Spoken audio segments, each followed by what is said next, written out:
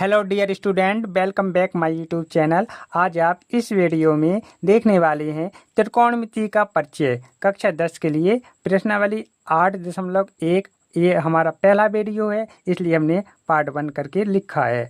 और इस वीडियो में आप खास तौर पर देखने वाले हैं लाल बटे कका का नियम। और इस नियम की मदद से आप जितने भी त्रिकोणमितीय अनुपात होते हैं वो उनके सूत्र होते हैं, वो बड़ी आसानी से आप याद कर पाएंगे और कभी भी भूलेंगे नहीं। तो बिना कुछ देरी किए हुए हम अपना वीडियो स्टार्ट करते हैं। देख, माना समकोण त्रिभुज ए बी सी में क्या है, ए बी सी में जो आपका कोण ए है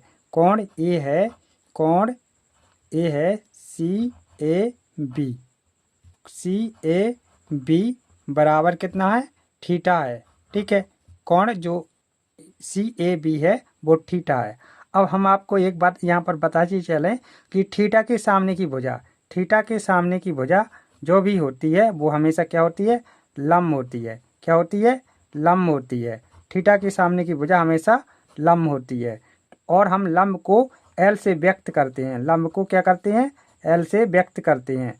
क्या है, ये लंब है। ठीक है, थीटा के सामने की भुजा क्या होती है, हमेशा लंब होती है। ओके, और थीटा के सामने की भुजा लंब होती है। और जो त्रिभुज की सबसे बड़ी भुजा होती है वो हमेशा क्या होती है, कर्ण होती है। क्या होती है, कर्ण होती है। तो ये हमारी सबसे बड़ी भुजा है, इसलिए हम कर्ण इसको मानेंगे। और कर्ण को कैसे व्यक्त किया जाता है। ठीक है, अब बची हमारी एक भुजा। ठीक है, एक ही संलग्न भुजा क्या है, ए बी। ठीक है, तो इसको हम जो शेष भुजा बची है इसको हम क्या करेंगे, आधार मानेंगे। जो शेष भुजा बची है उसको हम क्या मानेंगे, आधार। क्या मानेंगे, आधार। ठीक है, तो आधार को हम ए से व्यक्त करेंगे। ठीक है, अब यहाँ पर हम क्या करेंगे, जो हमारी निष्पत्तियाँ हैं उनके मान निकालेंगे और उनको हम बताएंगे कि किस प्रकार से याद करके रखना है और किस प्रकार से आप याद कर सकते हैं। ओके, तो देखिएगा आप यहाँ आप देखेंगे त्रिकोणमिति अनुपात यानी कि त्रिकोणमिति निष्पत्तियाँ। देखो त्रिकोणमिति निष्पत्ति कितनी होती है हमारी। पहली की बात करें, पहली निष्पत्ति होती है हमारी कौन सी, पहली निष्पत्ति होती है हमारी पहली निष्पत्ति कौन सी होती है, साइन। पहली निष्पत्ति हमारी होती है साइन।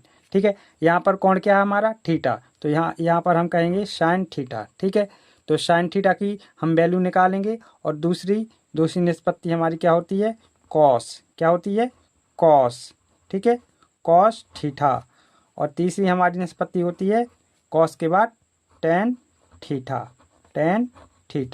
ठीक है, ये तीन हो गई। और चौथी हमारी निष्पत्ति क्या है, चौथी निष्पत्ति हमारी क्या है, कॉसेक थीटा।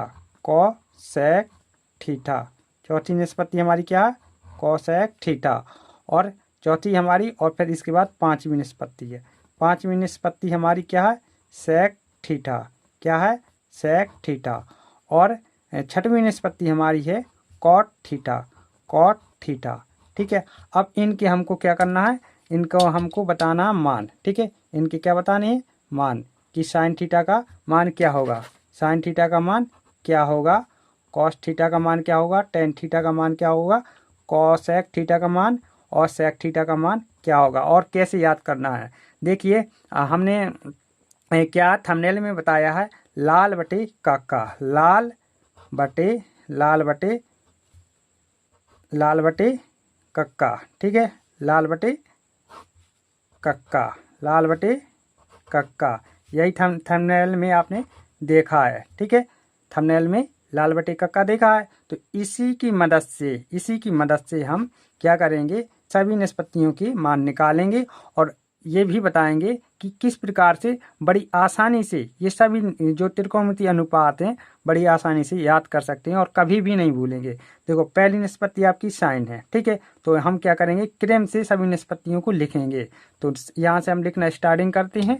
ओके, तो पहली निष्पत्ति हम लिखना स्टार्टिंग करते हैं, साइन। ठीक है, और कौन क्या है, थीटा, तो साइन थीटा लिख दिया। दूसरी क्या है, कॉस थीटा। तीसरी क्या है, टेन थीटा। ठीक है, इसी प्रकार यहाँ से हम लिखेंगे। ठीक है, ये साइन लिखा है जरा अच्छी तरह से। ठीक है, ये साइन, फिर क्या, साइन कॉस टेन। ठीक है, फिर क्या आती है, कॉसेक थीटा। क्या आती है, कोसेक थीटा। फिर इसके बाद क्या है सेक थीटा, फिर क्या है सेक थीटा, फिर क्या है कॉट थीटा। ठीक है, तो ये क्रम से हमें क्या करना है, पहले इन निष्पत्तियों को लिख लेना है। अब इसी की मदद से इन सभी निष्पत्तियों के मान निकालेंगे। देखो साइन थीटा का मान निकालना है, तो देखो साइन के पास में क्या है, साइन के पास में क्या है एल है, साइन के पास में क्या पड़ रहा है हमारा एल, तो साइन थीटा बराबर क्या हो जाएगा एल बटे, देखो अंश का तो मान आ गया है, और देखो एल के बटे में क्या है के, तो एल बटे के हमारा साइन थीटा का मान आ गया है। यानी कि लंब बटे कर्ण, साइन थीटा बराबर क्या होता है लंब, एल से मान लंब और के मान कर्ण, तो क्या है लंब बटे कर्ण, लंब बटे कर्ण। ठीक है, यहाँ पर क्या है लंब बटे कर्ण। इसी प्रकार हम कॉस का निकालेंगे, तो कॉस देखो कॉस के पास में क्या है ए है। ठीक है, कॉस के पास में क्या है ए है, तो ए को हम लिखेंगे, कॉस के पास में ए है तो ए को लिखेंगे। फिर उसके बाद क्या है के है तो के को लिखेंगे के। ठीक है, के को लिख दिया है। तो कॉस थीटा बराबर क्या होता है आधार बटे कर्ण, आधार बटे कर्ण। कॉस थीटा का वैल्यू निकल आया। ठीक है, आधार ए का प्रतीक होता है। ठीक है, अब इसी प्रकार हम क्या किसका निकालेंगे, इसी प्रकार हम निकालेंगे किसका टेन थीटा का, टेन थीटा का। ठीक है, तो टेन के पास में क्या है एल, तो यहाँ पर क्या आएगा टेन के पास में जो है वो आ जाएगा, टेन के पास में जो भी है वो आ जाएगा। टेन के पास में एल है तो एल को लिखेंगे, क्या लिखेंगे एल। ठीक है, एल और फिर क्या है उसके बटे में ए। ठीक है, उसके बटे में क्या है ए। ठीक है, क्या कैसे किया जाता है एक बार बता दें, जो उसके पास में उसको लिखो और उसके बटे में जो है उसको लिखो। ठीक है, जो उसके पास में उसको लिखो और उसके बटे में है उसको लिखो। ठीक है, अब इसी प्रकार हम क्या करेंगे कोसेक का मान निकालेंगे, किसका कोसेक का वैल्यू निकालेंगे।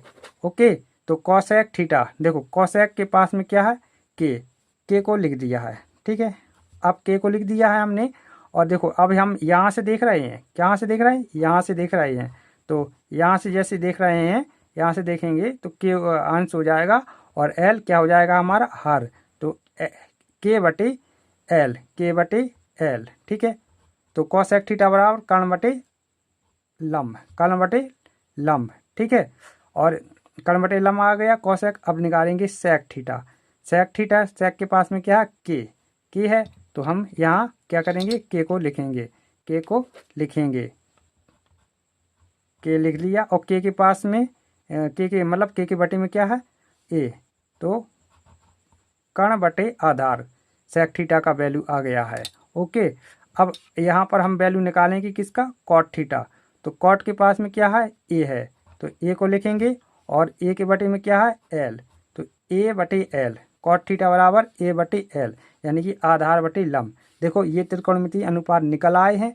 अब हम देखेंगे क्या त्रिकोणमितीय अनुपात का आपस में संबंध। ठीक है, साइन का किसके साथ क्या संबंध है। ठीक है, साइन कॉस सभी निष्पत्तियों के अभी हम संबंध देखेंगे, साइन कॉस टेन। ठीक है, साइन कॉस टेन। ठीक है, फिर यहाँ पर क्या है cosec, cosec cosec theta, sine tan theta, tan theta cosec theta, और यहाँ पर सेक थीटा, और यहाँ पर कॉट थीटा। ठीक है, ठीक है, तो साइन थीटा बराबर, देखो साइन थीटा किससे संबंध रखता है, साइन थीटा रखता है किससे कोसेक थीटा, यानी कि साइन थीटा बराबर क्या होता है, साइन थीटा बराबर क्या होता है वन बटे क्या होता है वन बटे कोसेक थीटा, क्या होता है वन बटे कोसेक थीटा। और कॉस थीटा किससे संबंध रखता है, कॉस थीटा संबंध रखता है किससे वन बटे सेक थीटा, सेक थीटा से संबंध रखता है। यानी कि साइन थीटा बराबर वन बटे कोसेक थीटा और कॉस थीटा बराबर वन बटे सेक थीटा होता है। ओके, और टेन थीटा बराबर क्या होता है, टेन थीटा बराबर होता है, टेन थीटा बराबर क्या होता है कॉट थीटा। ठीक है, टेन थीटा बराबर कॉट थीटा। इसी प्रकार कोसेक थीटा क्या हो जाएगा वन बटे साइन थीटा हो जाएगा। ठीक है, वन बटे साइन थीटा हो जाएगा। और यहाँ पर क्या है सेक थीटा बराबर क्या हो जाएगा वन बटे कॉस थीटा हो जाएगा।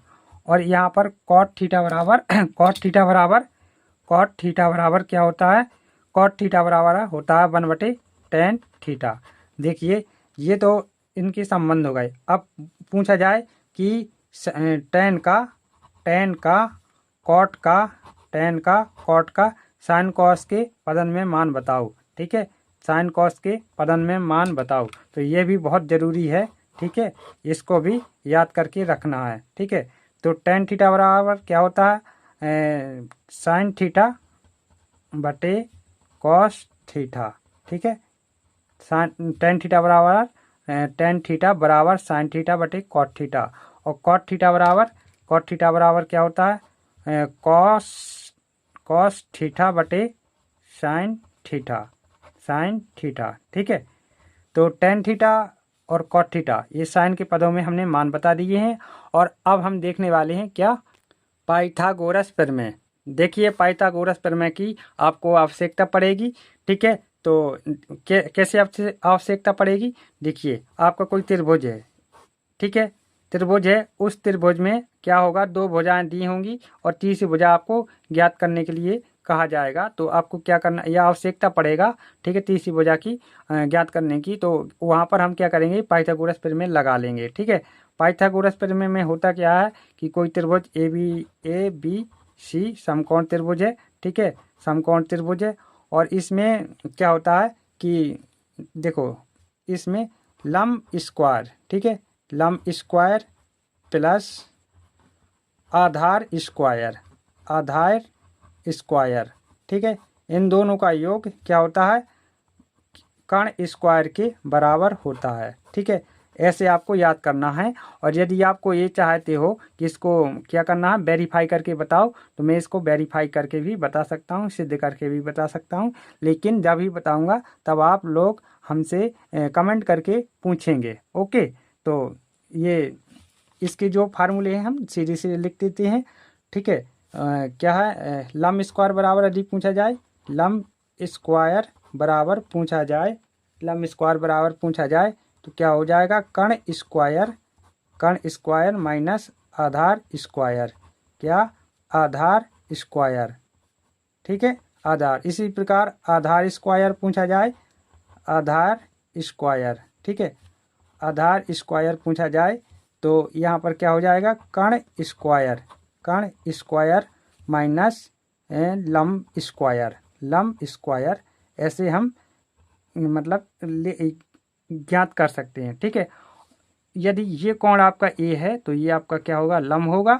ठीक है, और ये आपका कर्ण होगा।